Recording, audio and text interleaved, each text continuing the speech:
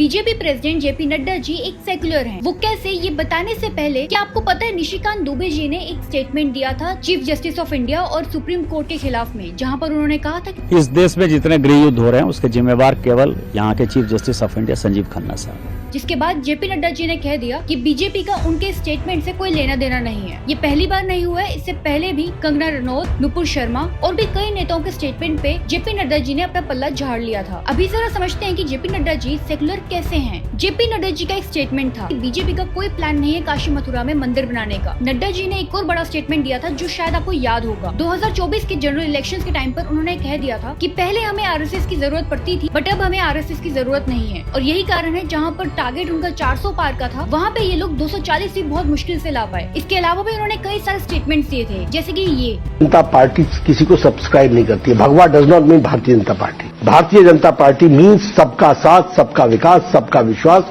सबका प्रयास, और हम उसको लेकर के चले हुए हैं। बट रुको जरा, बात यहीं पे खत्म नहीं होती है। मल्लिका नड्डा जो कि जेपी नड्डा जी की धर्मपत्नी है, उन्होंने अपने एनजीओ के द्वारा एक पिटीशन साइन की थी जिसमें दिवाली के समय के फायर क्रैकर्स को बैन करने की मांग की थी। आपको क्या लगता है, क्या इतना कुछ होने के बाद बीजेपी जेपी नड्डा जी को प्रेसिडेंट की पोजीशन पे रखेगी या नहीं?